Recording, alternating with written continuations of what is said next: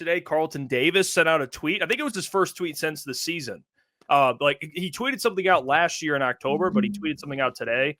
Lions fans were going all over the place with it. And here's the tweet. He said, "I won't make the same mistake twice. If you want your defense upgraded, y'all know who to pay. Turn on the tape." Thought he And dropped people, the mic on that one. And I think people are looking at this and not really knowing what to make of it because it's just like a very random, like you just sent out a tweet like this. I will give you what I think it means, fellas. You tell me what you interpret it as. Okay, I think this is simply. I think it could mean because he wouldn't tweet this out if he already knew he was going to the Lions. Like if he was like, I'm signing with the Lions, so we're going to get this done. We're going to move on. I think what might have happened is there was some discussion. I'm just speculating. This is speculating. Everything tonight, I want people to know everything tonight is speculation. Thank you. Thank you. I was thinking about that on my way here. I was looking for the word speculation. So I think there might have been some dialogue. Maybe he didn't necessarily like the offer. So he went on Twitter to voice like, hey, I won't make the same mistake twice, which I think means like on the field. Like I'm not making the same mistake twice. Turn on the tape. I'm that guy. Get them checkbooks out kind of thing. So that's how I took it. But what'd you guys make of the tweet? Yeah, I mean, I would say it's exactly what the tweet says. I saw some people, and actually you, Jeff, I think you tweeted out at first. And maybe he said, was it you that tweeted out? Say, hey, maybe he's talking about football. Maybe he won't make the same mistake twice on the football field. And I heard some people trying to take that angle. To me, I think it is like this is a contract tweet. This is like contract season. The next probably 14 days, free agency opens up this next week. Speculating on this tweet, I'm not going to say anything. Like, I don't think this means like, oh, Carlton Davis is gone. Like, it's not he's going to be gone, but it's like, hey, now the contract really like ramps up here. Like what this shows me, you have to pay him. Like he's not sitting back being like, I'm going to take a pay cut to return to Detroit. I'm going to take a pay cut to go here. I'm going to take a pay cut. No, it's what his market value is. The Lions are going to have to pay him now. And him tweeting that out basically is probably setting the tone of saying that. Like, I'm sure he's approved that through his agent. Like, I'm putting this tweet, and yep, okay. And it's like, now you're playing the game, right? Like, when we were at the Combine, boys, you guys, all these rumors of players playing the game with free agency, asking for trades. You see Myles Garrett doing it with the Browns right now. Like, it's all like, it's a business where it's like like you're trying to trick people to get more money, to trade that. So, like, that's all this is to me.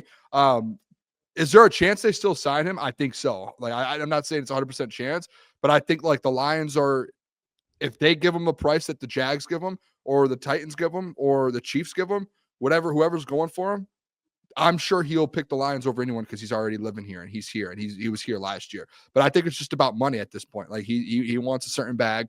It's going to be interesting now. I think, boys, and correct me if I'm wrong, like Brad traded for him on a 1 year, like knew there was 1 year left. This should have been planned out. Like there should have been a backup plan. Like, hey, we're trading for him.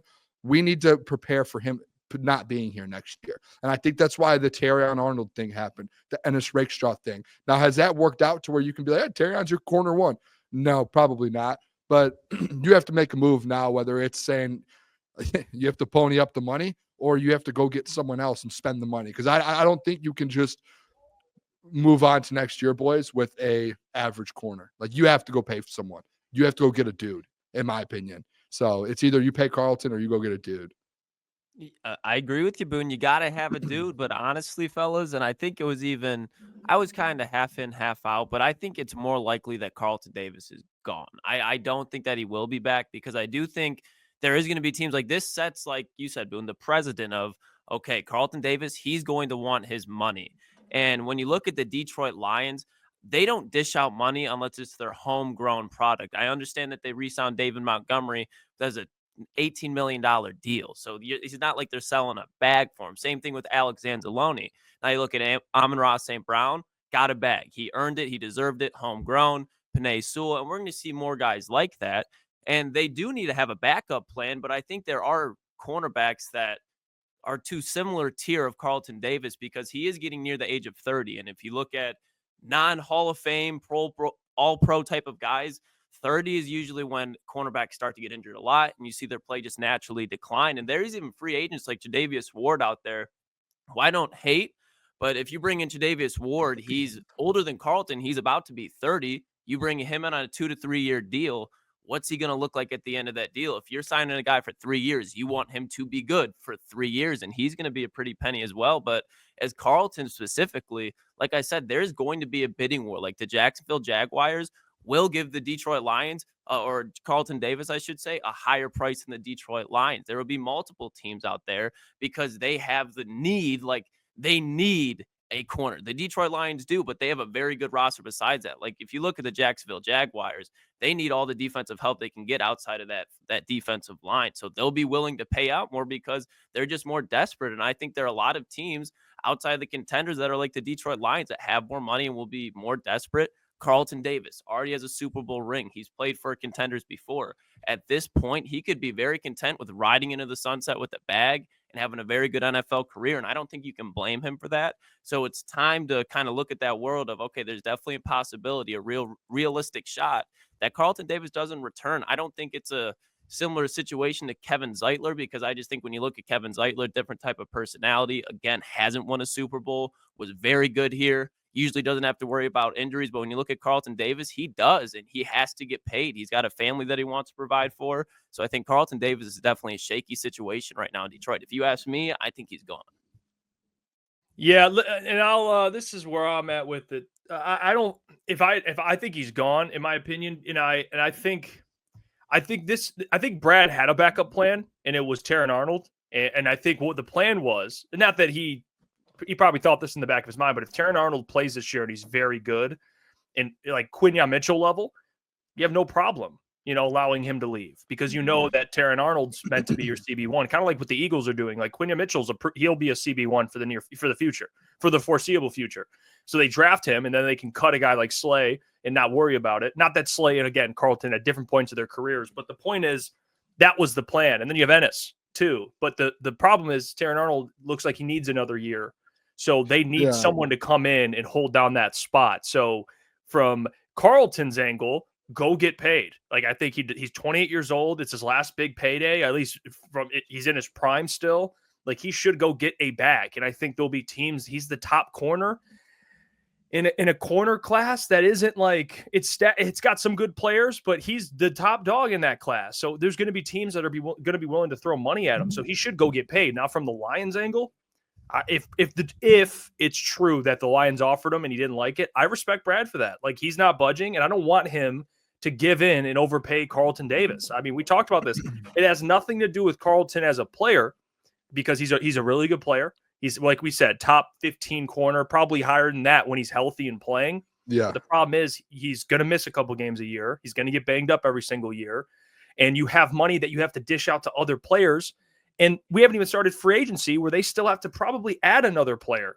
So I don't know what the plan's going to be. Maybe you go out and get one of these other corners on like a 1 year, 2 year deal that can come in and just hold down a spot. Yeah. But I don't want Brad. I'm not saying that Carlton, I would love him back, but I don't think you should overpay for a guy. Like there's going to be other bidders. You should not overpay for a guy like Carlton, in my opinion, in like a 3 year deal. No, 4 year deal. Can we think about this? Brad Holmes in the past too, the last couple of years. Like remember Jamal Williams. Like I saw someone in the chat put Jamal got cut yesterday. Think about the situation with Jamal Williams 2 years ago. Has a record-breaking year, opportunity to re-sign him. It's, hey, you can, he wants this much money. Obviously, he's not that type of level running back, but he asked for a bag. He denies the extension, essentially, what Brad gives him. Like Brad puts a deal on the table, and he goes, no, I'm good. Similar to, I'm sure, what just happened to Carlton. Puts a deal on the table. Carlton, no, I'm good. Puts the tweet out. Jamal goes sign somewhere else. See what Jamal is. But then what does Brad do? Turns around, signs David Montgomery for the same exact price with Jamal Williams.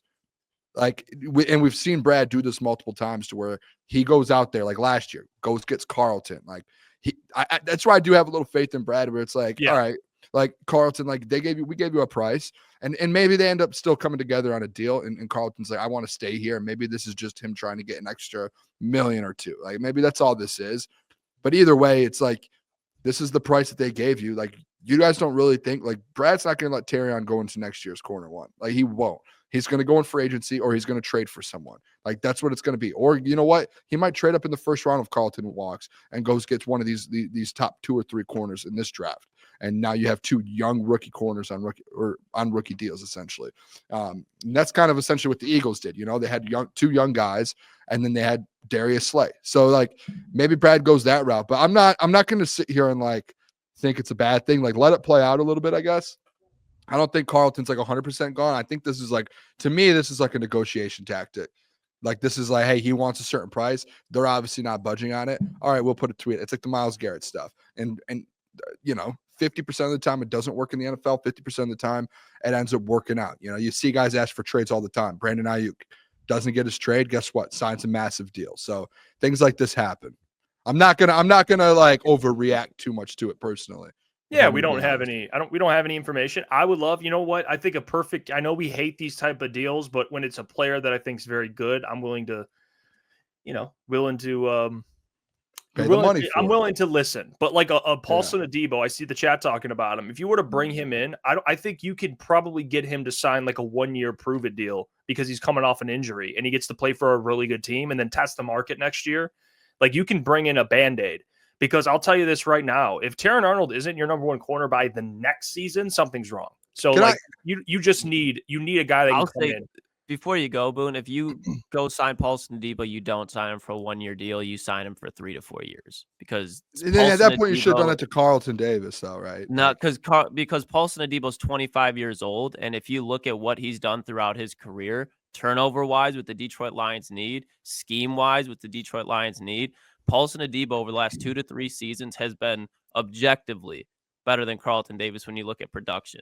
And then when you look at scheme fit, he's a perfect scheme fit. And when he 7 games this year, 3 interceptions. And the Lions, again, he's coming up making tackles on Dallas Goedert. Paulson Adebo is like the guy you almost like. I would prefer to let Carlton Davis walk and bring in Paulson Adebo because he's not going to be expensive either, to Jeff's point. But if he goes out there and he balls out, now you're going to have to pay him top-end money. That's a guy where, okay, he broke his tibia, I think. It's not a tendon. It's not going to be like an Achilles or an ACL. Broke his femur. So when I look at that, like that's not going to be anything that's like a lingering issue. You just got to rehab it, let him get healthy. It happened in week 7, so he'll be ready week 1 next year. I think that's like a perfect way to just fill that in. I'd rather have Paulson Adebo at this point than Carlton. Are you guys with this injury thing, though? This whole injury thing with him, because like it's the same thing with Carlton though. Carlton's hurt. Yeah, but that's a jaw. Like the jaw is different. But he has, and he's young. But I still you still look at it like you just look at it, like the conversations we have all off season long with Lions fans and like talking about this team and Brad. It's like Brad loves these injured guys. Oh, everyone's like, Brad, switch up. We don't need an injured guy. We don't need a guy coming off an injury. We don't need a guy coming off an injury. Oh, a guy like Paulson Adebo pops up. Oh, he just broke his femur a couple months ago, and it's like, do we want? And then the Klotz, like I'm with Jeff a little bit. Like if you're going to give a guy coming off a broken femur like that, like the 1-year deal, let him prove himself after coming off an injury. And if he's that good, you re-sign him and you bring him long term. But like to me, it's like irresponsible going. No, you're good. I mean, what were you going to say? We can go back. I would say but then we're going to find ourselves in a very similar situation of this offseason. But then again, Terrion, but okay, but who's behind Terrion?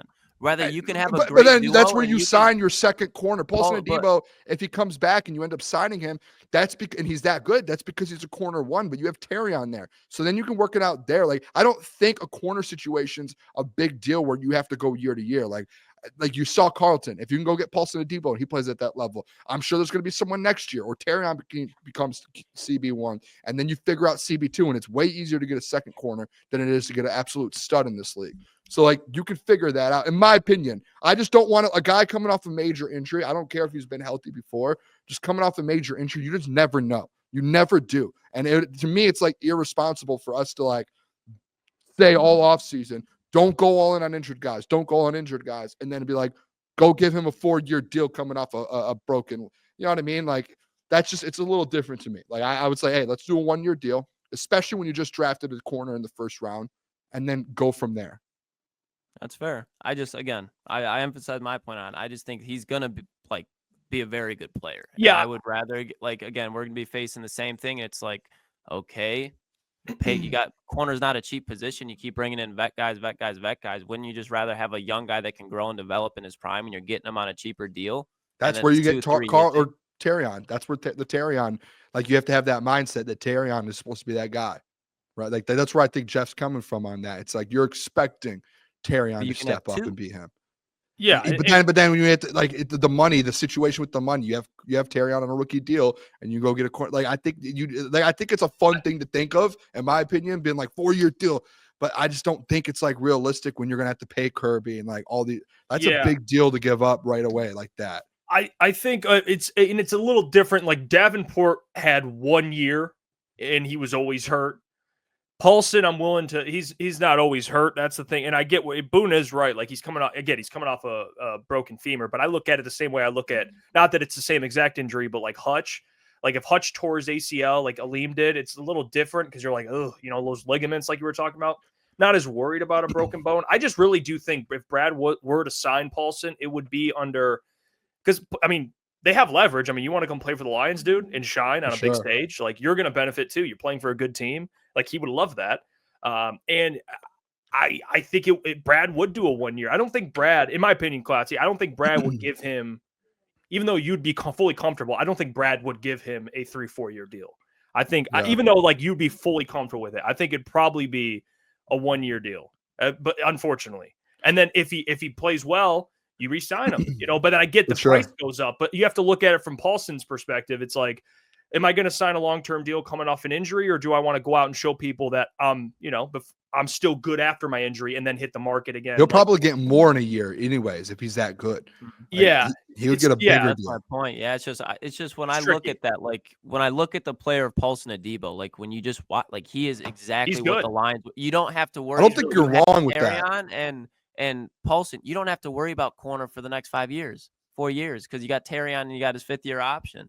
If you sign, maybe 4 years is extreme, but like a 3-year deal, like if you're like, hey, you're going to be on a contender for 3 years, we're not going to have you worry about, like he gets security. He's got a place to move his family on a contender. Right. Like that's got to be attractive as well. And like I said, like you're not breaking the bank for him. Like this is not a player you have to break the bank for. And if you have to look at the observation as well of like, we all hope Terrion turns into that player. But what if he doesn't? Now you just have the corner revolution again, where you're just like revolving door. No, you can get a guy on a good bargain on a 3-4 extreme, 2-3 year deal. I understand what you guys are saying about what is more likely with Brad Holmes. Like I agree that is more likely, but that just goes back to my point. And I know it's kind of contradicts what you're saying with an injured player, but you're going to get what you pay for at the end of the day. If you pay a Paulson Adebo a 3-year deal with some substantial money, doesn't have to be breaking the bank. You're going to get what you're paid for with that guy. If you have a revolving door, you're signing a guy for a 1 year, $6 million deal like a Carlton Davis. He's been good for you, but what bites you in the ass with Carlton Davis? Injuries, and that's why you're paying a low price for him. And when you needed him to show up, what happened? Injured. So you get what you pay for, in my opinion. And that's just a tweak I'd like to see in Brad Holmes' philosophy. Not saying he doesn't know how to go out there and get guys, but corner, I think, is a very important position. So if you can get a bargain on a good player, I think it's a responsible move to look at a long-term approach on a young player like that. Well, Ryan just said longest external deal Brad has been 2 years in free agency. So that's I did not know that. So that was probably D-Mont, I'm sure, or something like that. Yeah, and then DJ's 2 years. And the thing with Carlton, and I'll wrap it up here because I think we all pretty much agree. Like Carlton, again, good player. It's just the problem is he's never played a full season. Hey, what's going on there? It's Jeff Iafrate. Appreciate you for finishing the video. You can check out one of the videos here suggested or show support by commenting, liking, and subscribing. And buy your merchandise, officialctsports.com.